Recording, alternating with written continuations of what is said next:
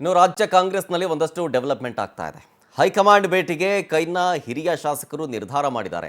ಇದೇ ಏಪ್ರಿಲ್ 11ನೇ ತಾರೀಕು ತಂದು ಡೆಲ್ಲಿಗೆ ಹೋಗೋದಕ್ಕೆ ಹಿರಿಯ ಶಾಸಕರು ರೆಡಿ ಮಾಡ್ಕೊಳ್ತಾ ಇದ್ದಾರೆ. ಒಂದ್ ಕಡೆ ಉಪಚುನಾವಣೆ, ಮತ್ತೊಂದು ಕಡೆ ಪಂಚರಾಜ್ಯಗಳ ಚುನಾವಣೆ, ಎಲ್ಲ ಬಿಸಿ ಕೊಂಚ ತಣ್ಣಗಾದ ನಂತರ ಹಿರಿಯರೆಲ್ಲರೂ ಸೇರಿಕೊಂಡು ಡೆಲ್ಲಿ ಯಾತ್ರೆಯನ್ನು ಕೈಗೊಳ್ಳೋದಕ್ಕೆ ನಿರ್ಧಾರ ಮಾಡಿದ್ದಾರೆ. ಸಂಪುಟ ಪುನರ್ರಚನೆಗೆ ಒತ್ತಾಯ ಮಾಡೋದಕ್ಕೆ ಡೆಲ್ಲಿ ಚಲೋವನ್ನು ಹಮ್ಮಿಕೊಂಡಿದ್ದಾರೆ ಅನ್ನೋ ಮಾತು. ನಿನ್ನೆ ವಿಧಾನಸೌಧದಲ್ಲಿ ಸಿಎಂ ಅವರನ್ನು ಭೇಟಿ ಮಾಡಿ ಒತ್ತಾಯ ಮಾಡಿದ್ರಂತೆ. ಹಾಲಿ ಸಚಿವರ ಕಾರ್ಯವೈಖರಿಯ ವಿರುದ್ಧ ದೂರು ಕೊಟ್ಟಿದ್ದಾರೆ ಸಿಎಂಗೆ ಶಾಸಕರು. 2.5 ವರ್ಷಗಳಾದರೂ ಕೂಡ ಸಂಪುಟ ಪುನರ್ರಚನೆ ಆಗಿಲ್ಲ. ಈ ಬಾರಿ ಹಿರಿಯ ಶಾಸಕರನ್ನ ಪರಿಗಣಿಸಬೇಕು ಅಂತ ಮನವಿ ಮಾಡಿಕೊಂಡಿದ್ದಾರೆ. ಹಿರಿಯ ಶಾಸಕರ ಬೇಡಿಕೆಯನ್ನ ಆಲಿಸಿದ್ದಾರೆ ಕೂಡ ಸಿದ್ದರಾಮಯ್ಯನವರು. ಈ ಬಜೆಟ್ ಸೆಷನ್ ಆದಮೇಲೆ ಡೆಲ್ಲಿಗೆ ಹೋಗ್ತೀನಿ ಅಂತ ಸಿಎಂ ಹೇಳಿದಾರಂತೆ. ಹೈಕಮಾಂಡ್ ಗಮನಕ್ಕೂ ಕೂಡ ತರ್ತೀನಿ ಅಂತ ಹೇಳಿದ್ದಾರೆ.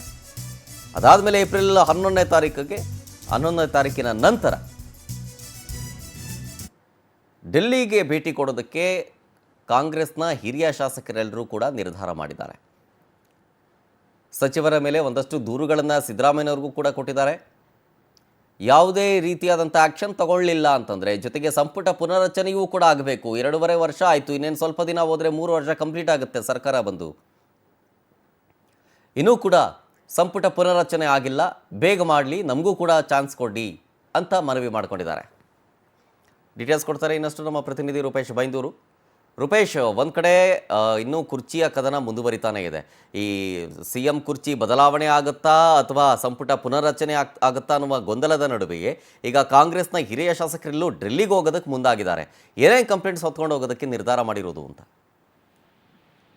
ಇಲ್ಲಿ ಪ್ರಮುಖವಾಗಿ ಈಗ ಶರತ್, ರಾಜ್ಯದಲ್ಲಿ ಈಗ ಹಿರಿಯ ಕೈ ಶಾಸಕರು ಒಂದಿಷ್ಟು ಒತ್ತಾಯವನ್ನ ಮಾಡ್ತಾ ಇದ್ದಾರೆ. ಏನಂತ ಹೇಳಿದ್ರೆ, ನೀವೀಗ ಅಧಿಕಾರವನ್ನು ಒಂದಿಷ್ಟು ಜನ ಕೊಟ್ಟಿದ್ದೀರಿ, ಓಕೆ, ಆದ್ರೆ ಫ್ಯೂಚರ್ ಮುಂದಿನ ನಾಯಕತ್ವ, ಅದೇ ರೀತಿಯಾಗಿ ಪಕ್ಷ ಸಂಘಟನೆಯ ದೃಷ್ಟಿಯಲ್ಲಿ ನೀವು ನಮ್ಗೆ ಇಲ್ಲಿಗ ಒಂದು ಸಚಿವ ಸಂಪುಟಕ್ಕೆ ಸ್ಥಾನ ಕೊಡಬೇಕು ಅಂತ ಹೇಳಿ ದೆಹಲಿ ಚೇರು ಮಾಡ್ಲಿಕ್ಕೆ ನಿರ್ಧಾರ ಮಾಡ್ಕೊಂಡಿದ್ದಾರೆ. ಯಾಕಂದ್ರೆ ನಿನ್ನೆ ಸಿಎಂ ಸಿದ್ದರಾಮಯ್ಯನವರನ್ನ 3-4 ಬಾರಿ ಶಾಸಕರಾಗಿರ್ತಕ್ಕಂಥವ್ರು ಬಂದು ಭೇಟಿ ಮಾಡಿದ್ರು. ಈ ಸಂದರ್ಭದಲ್ಲಿ ಹೇಳಿದ್ದು ಒಂದೇ, ನೀವು ಕೊಡಿ, ಹಿರಿಯರಿಗೆ ಕೊಡ್ಲೇಬೇಡಿ ಅಂತ ಹೇಳಿ ಹೇಳೋದಿಲ್ಲ.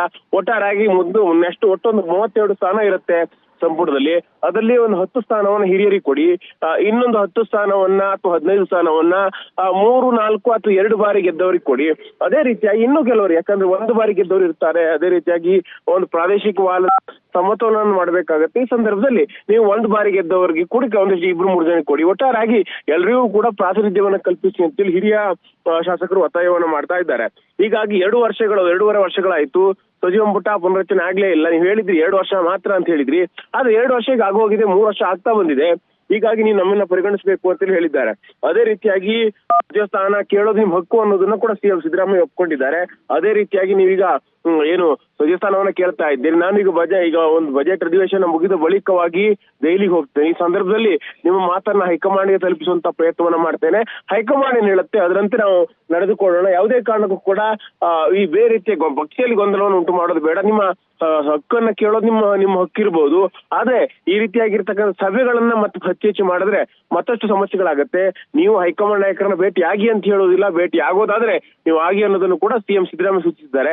ಈ ಮೂಲಕವಾಗಿ ಸಚಿವ ಸಂಪುಟ ವಿಸ್ತರಣೆ ಬಜೆಟ್ ಅಧಿವೇಶನ ಮುಗಿದ ಬಳಿಕ ಆಗಬಹುದು ಅಂತೇಳಿ ನಿರೀಕ್ಷಿಸಬಹುದು. ಶರತ್.